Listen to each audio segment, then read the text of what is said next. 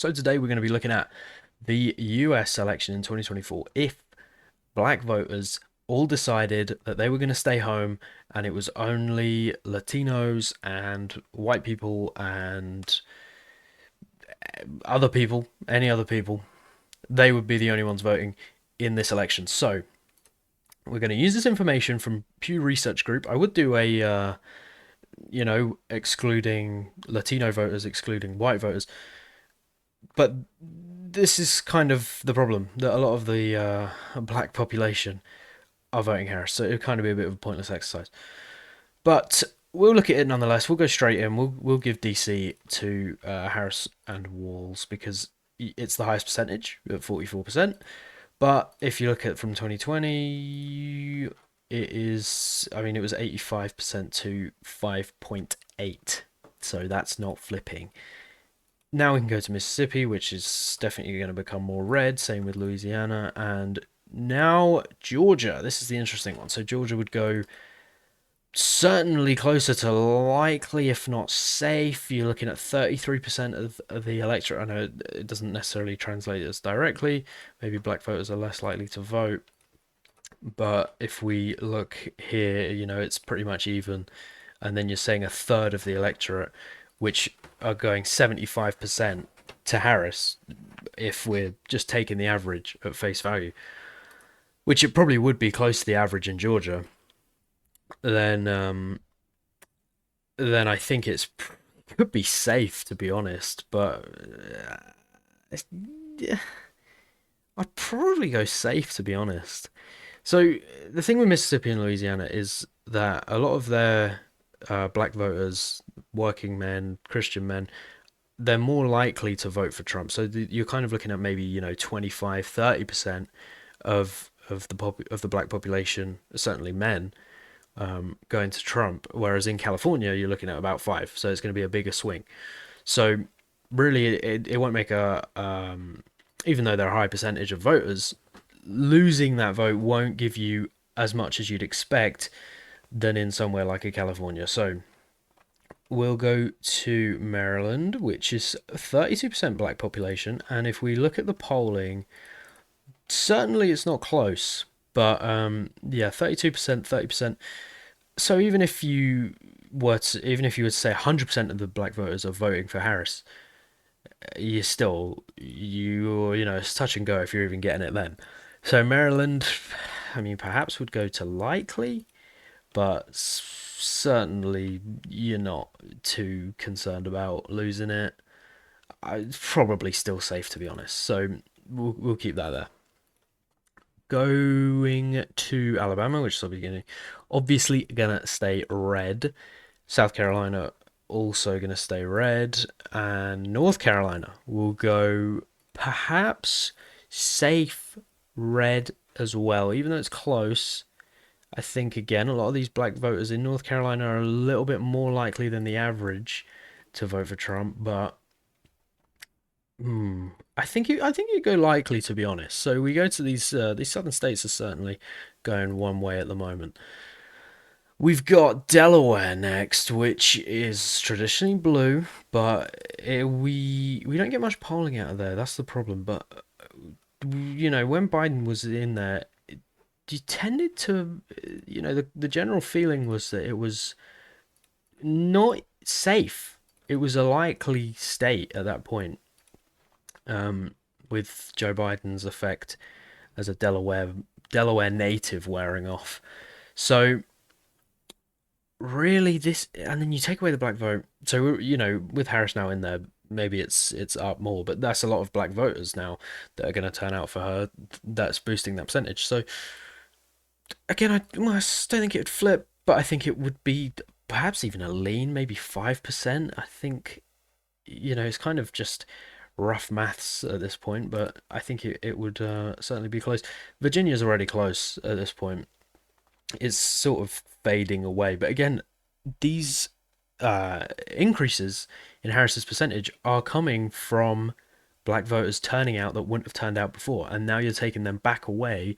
You're essentially getting what Joe Biden had minus more from the original black voters that were going to turn out for him. So Virginia certainly would go red. It would probably be if you're saying 21% of the population, that's one in every five voters. If it's lines up traditionally, which black voters are less likely to vote than a white voter. But I think would it be likely or lean? It's pulling hairs, but probably probably likely. I mean, you're taking 22%, and then you're taking three quarters of that. That's 15% roughly. This is why you kind of have to you know think about it in certain areas, but roughly 15% swing. You'd say safe, but again, you kind of have to just use your own mental maths there. I think Virginia would go likely, and I think Tennessee would go safe. Puerto Rico is not a state in this election. Florida, I think would go. It's pretty much safe already, but then you do this, and that's definitely safe. Arkansas safe. New York. Okay, so New York was getting close. Not close as in really close, but under 10%.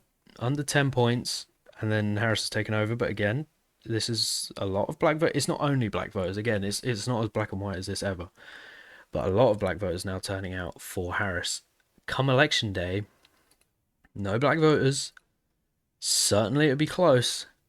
And you're saying, 16% of the population, probably 80 to 90, because there's a lot of metropolitan areas, 80 to 90% of all black voters, probably 83, 84, 85, going to Harris. So that would be a big old shift, and I think so. You'd probably say what, 12, 13, well, it would be more, certainly more than 12, 13, 14 percentage points or so, and this was during Harris's bump.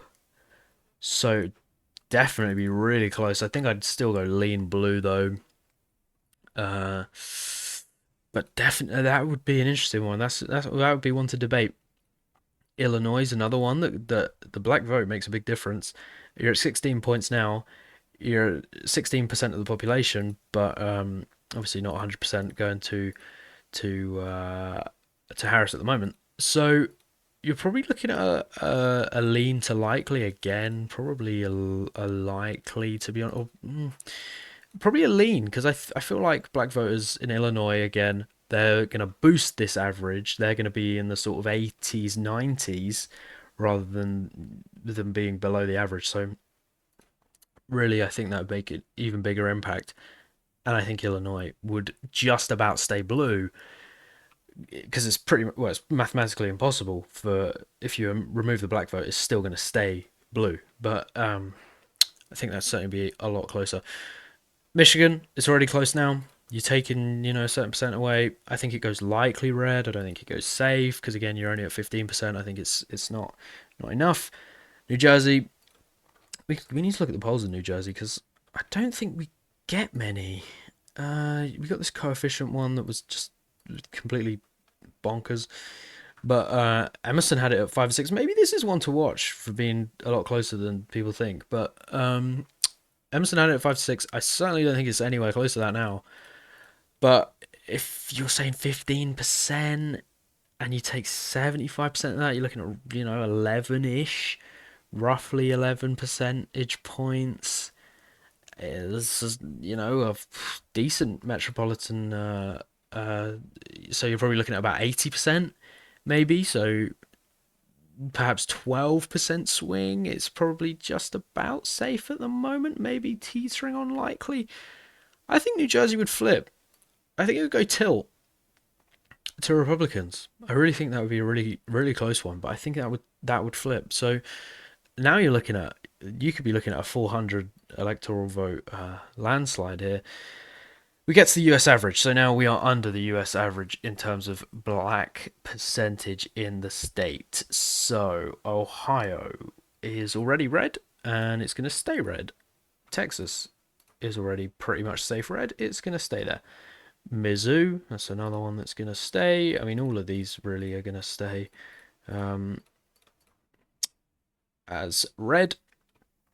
Pennsylvania, so 11%, and a pretty average metropolitan sort of design there. So probably around the 77% area, maybe 75, about 3 percentage points then, maybe just under three. So you'd be looking at, well, it's pretty much even anyway. So just under three. Would it be safe? No. Would it be likely? Yes, I think. And that puts them over the edge for the electoral win over there. So now we've got Connecticut, 10%. So maybe these, you're probably looking at 80 or 90, between 80 or 90% in Connecticut that are going to be going to Harris at the moment. It was this was 2023, so kind of hard to judge here. But again, I think it would stay, but it would be probably likely. I don't want to say lean. I think that would be a bit too far. Um, we've got Nevada, which is 10%, so this would be likely Republican. We've got Indiana, which is already red, which is one I forgot to fill in. Kentucky and WV are going to stay red as well. We got Oklahoma, Massachusetts. Did I say Massachusetts before? I'm not sure. Well, Connecticut and Massachusetts are essentially the same. Or not. I really thought Massachusetts was a lot closer than that. It's definitely not. So probably still safe, to be honest. I mean, it's 18 or so percent now, plus the Harris boost, which again we're kind of cancelling out. So you'd be looking at literally 11, 10, 9% there. It would literally be right on the limit. So now we've got Minnesota, which is 7% at the moment, and that's a tough one. In terms of it still be Democrat, I think probably right now it's at about 7, 8, 9%. So probably leanish, maybe like you'd probably be now at like 2, 3, 4 because you're getting a lot of the white. So the boost in Minnesota comes from the white far left as well as the black vote, of course. So really, you are you're not going to see as dramatic of a shift there. So I think that would only move down to lean from likely. Wisconsin would turn into a Republican win. There's no question about that. It depends where you think it's at right now. I think, well, we know the polling in Wisconsin is horrific against Republicans, but I think it's maybe a 2 to 3 point Trump lead, maybe a 1 point lead for Trump at the moment. So you're taking, what is it, 6% of the population? You're saying maybe 4.5 traditionally are switching, but it's probably a little bit, Trump's probably got a higher margin here than in most other states. Really tapping into the black working class, so probably probably lean still. I mean, it's literally 5%. It would pretty much be 5 or 6%. So I guess go likely. Who else have we got? We've got California. So this is the one we really wanted to get into.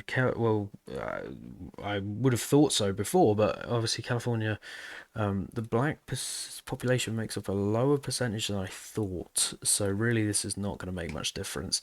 California is going to be safe there, and that is going to keep the Democrats from being whitewashed at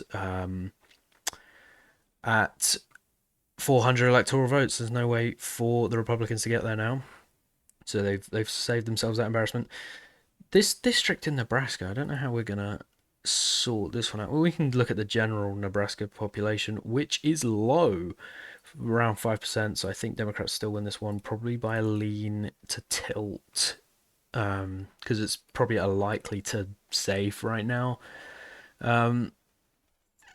So we've only got these Democrat strongholds left. So Vermont, 1%. It's, no bearing, no impact. Um, we got these territories here. Vermont, New Hampshire. Again, this would not make a difference. We need to look at the New Hampshire polling. It's roughly 5.776. So, but again, you're having literally no impact, probably half a percentage point. So not a lot of difference there.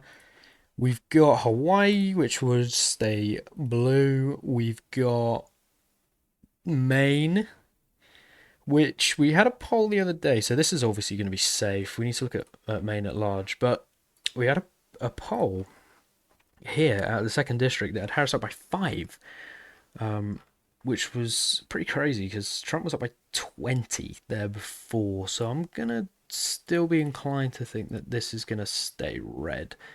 And then we go to Maine at large, which is probably still gonna be safe for Harris. Rhode Island, which is at 5 or so%, but it's not even close.